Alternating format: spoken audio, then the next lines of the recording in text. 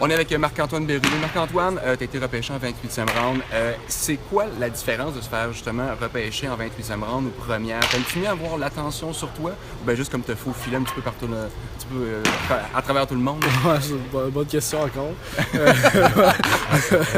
C'est sûr que quand tu joues première ronde, toute la vie est plus facile. Souvent, les attentes sont hautes de toi, en même temps, mais ils te feraient le chemin peut-être un peu plus. Quand tu es en 28e ronde, tu as le pied dans la porte autant que les autres, mais il va falloir que tu travailles plus, tu as peut-être plus à démontrer justement pour faire ta place là-dedans.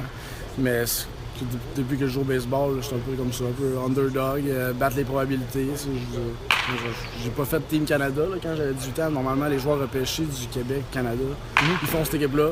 Moi, je l'ai pas faite, puis regarde, je me suis rendu là pareil. Est-ce qu'ils t'ont dit la raison pourquoi ils t'avaient repêché? Y a-tu quelque chose qu'ils ont vu justement? Parce que t'étais pas un gars qui était nécessairement sur le radar, puis lui, ils vont le prendre, c'est sûr. Ils t'ont dit pourquoi? Ben, mon scout m'avait comme dit, j'aime ça que je t'ai vu, t'avais 18 ans, tu lançais, je pense que je lançais 84-5 000 à l'heure. Puis là, il disait, hey, tu montes à chaque année. Puis, ma progression est plus tardive peut-être que l'autre joueur. Puis je le vois aussi quand je suis arrivé à l'université ou quand je suis arrivé dans la vie professionnelle. Je n'étais pas rendu au même stade niveau approche de la game, niveau mental. Fait que, tout mon développement, je suis peut-être 5 ans en retard. Oh! Okay. Autant que ça, pour vrai, là, sur certaines affaires, j'ai jamais vu ça, j'ai jamais pensé à ça. Peut-être que ça me donne un avantage sur la projection, mais en même temps, surtout le baseball professionnel, le time is ticking. Là, si ça me prend trop de temps avant de figure it out, je sais pas en français, de trouver la bonne chose, ben, peut-être que mon temps va être écoulé. Mais je trouve que c'est quand même un avantage sur certains points. Là, j'ai plus de chemin à faire. T'es un gars qui se fie sur le mouvement pour sa balle, évidemment, pour avoir des retraits souvent au sol. T'as accordé aucun coup de circuit dans les mineurs présentement.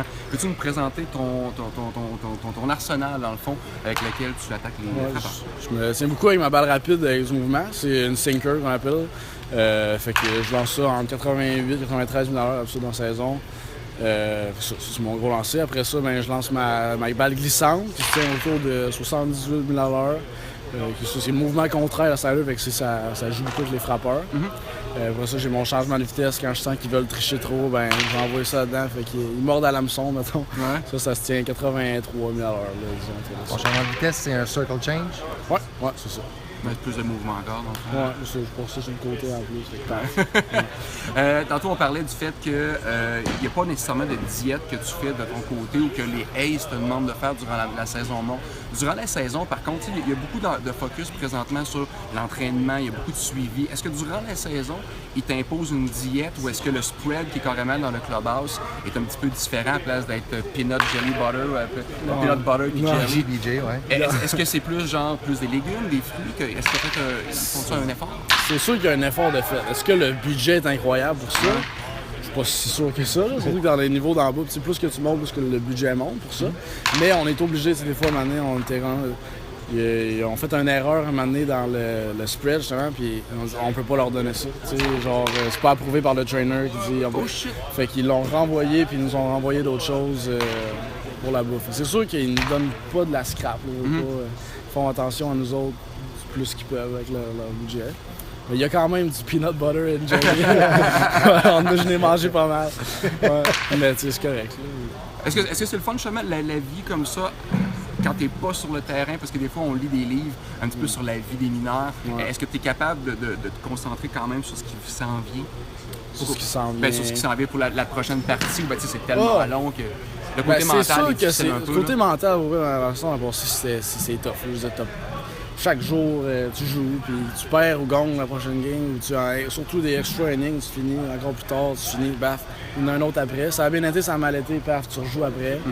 C'est sûr que si, mettons, je finis la game à New York, puis le lendemain, je joue à la maison, je suis au Vermont, c'est 6-7 heures de route. Bon, j'arrive à 6 heures du matin chez nous, je fais une sieste, je dîne parce que mon déjeuner oublie ça, puis je me retourne au terrain.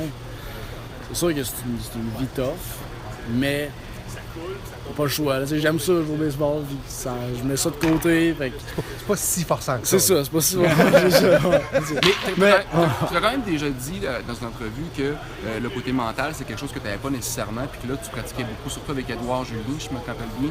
Ouais, et puis, est-ce que c'est encore quelque chose que tu focuses? Est-ce que ça t'aide beaucoup? Ben oui, j'ai pas le choix. Là, depuis que j'ai compris cet aspect-là, que ça faisait partie de la game, que c'est mon cerveau justement qui contrôle mes muscles, mon corps. Ben, j'utilise le plus d'outils possible, je lis là-dessus. J'essaie de les mettre en pratique le plus que je peux, que ce soit comme je faisais mes cubes, on va pas dire tantôt, mais avant de lancer, je fais un cube Rubik parce que ça me met focus. Sérieux? Ouais, comme juste parce que ça m'aide à focusser justement. Tu le fais tout le temps avant le départ? Ben ça, c'est une routine là, que t'arrives avec ça, ok, paf, là, une fois qu'il est fait, je suis parti. Fait que, à côté de ça, ça fait partie de la routine justement, de te mettre dans le focus de même. Je pense juste à ça, je m'en vais là. Après, c'est sûr qu'il y en a plein d'autres des routines que je peux te parler pendant des heures et des heures de qu'est-ce que je fais, qu'il y a une méthode. C'est pas juste lancer la balle. On s'en rend pas compte, mais tous les gars qui sont sur la butte ou qui sont sur le terrain de la Ligue majeure, c'est des monstres du mental, c'est sûr. Tu joues devant 50 000 personnes qui crient comme toi. Mettons, si tu fais une erreur, tu te fais huer. C'est pas nécessaire. Parce que quand ça va bien au baseball, c'est facile. Ben, c'est pas facile.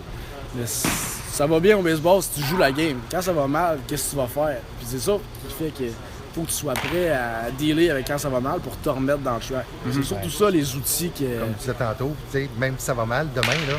C'est ça, puis même si ça va mal, genre joue, là, qu'est-ce que tu veux faire? T'as pas le temps de pleurer, là, faut que tu te retournes là, puis c'est short memory, pif paf, on est reparti.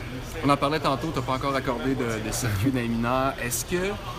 T'as-tu un but pour la saison qui s'en vient dans le fond? Est-ce que tu sais même si tu vas être encore dans le haut ou si tu t'en vas dans le 2A? J'ai aucune idée. On s'en va, on va en Arizona. Puis à partir de là, les grands chefs d'organisation ils décident où est-ce que je m'en vais.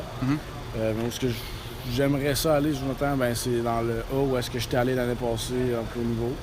Ce serait un objectif réaliste puis le fun en même temps. Mais c'est pas moi qui décide, fait qu'ils m'enverront où ils sont, mais là je me prépare mieux que je peux, je suis en shape, fait que je m'inquiète pas. La question la plus importante, Vermont Lake Monsters, y a-tu vraiment des monstres dans le lake? J'ai pas vérifié, je vais aller dans le mais la légende dirait que oui, je pense.